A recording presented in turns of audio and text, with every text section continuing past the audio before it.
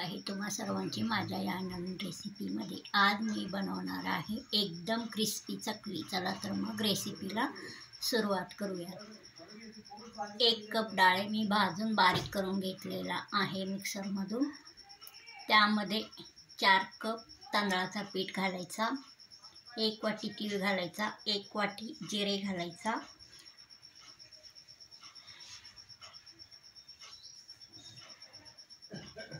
अर्धी वाटी धने जिरे पूड घालायचा, पाव वाटी हळद पीठ घालायचा,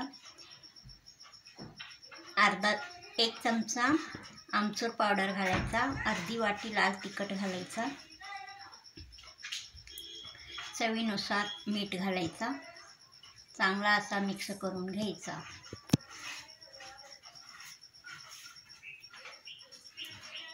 चमच्याने अशा प्रकारे चांगला मिक्स करायचा।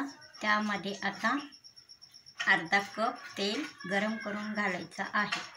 हा बघा, मी पॅनमध्ये अर्धा कप तेल घातलेला आहे। तो चांगला गरम करून घ्यायचा। आता हा गरम झालेला तेल या पिठामध्ये घालायचा। प्रथम चमच्याने अशा प्रकारे व्यवस्थित मिक्स करून घ्यायचा।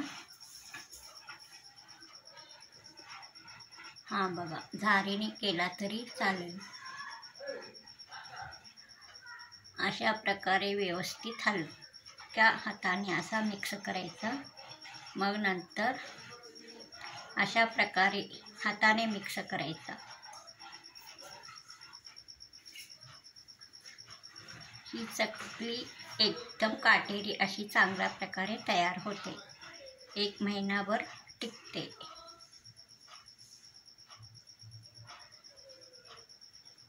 ही रेसिपी तुम्हाला आवडल्यास सबस्क्राईब करा, लाईक करा, शेअर करा। हा बघा, अशा प्रकारे मिक्स करायचा। नंतर थंड पाणी थोडे थोडे घालून मळून घ्यायचा। चांगला असा हलक्या हाताने मळून घ्यायचा। पाणी एकदम घालायचा नाही, थोडे थोडे पाणी घालून व्यवस्थित मळून घ्यायचा।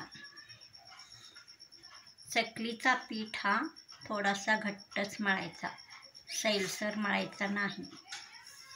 सैलसर मळल्यानंतर चकली ही आपली थोडीशी मऊ पडते। त्यासाठी चकलीचा पीठ घट्टच मळायचा। हा बघा, अशा प्रकारे हा पीठ आता मी मळून घेतलेला आहे। 5 मिनिटं झाकण लावून ठेवायचा।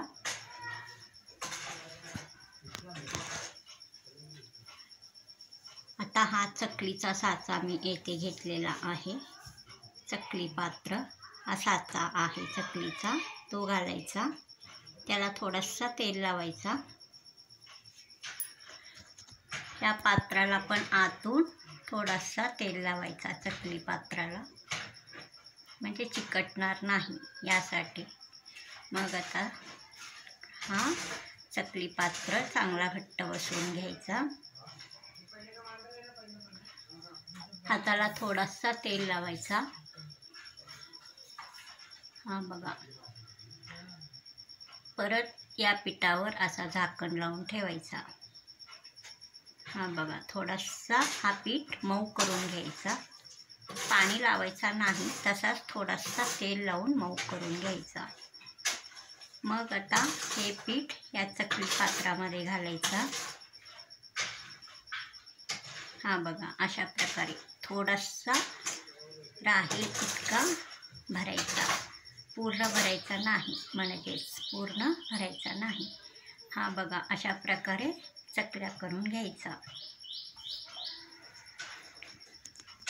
हे बघा, एकदम काटेरी अशी चकली तयार झालेली आहे। सर्व चकल्या अशा प्रकारेच तयार करून घ्यायचा। एकही चकली तुटलेली नाही। अशा प्रकारे पीठ मळल्यास सर्व चकल्या एकदम चांगल्या प्रकारे तयार होतात।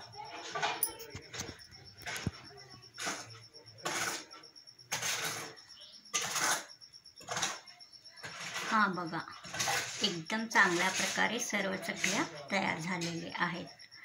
आता छोटे छोटे प्लेटा घ्यायच्या, ते पालथे घालून त्याच्यावर पण अशा प्रकारे चकल्या करून घ्यायचं. सुरुवातीला चकल्या तयार करून घेताना सुरुवातीला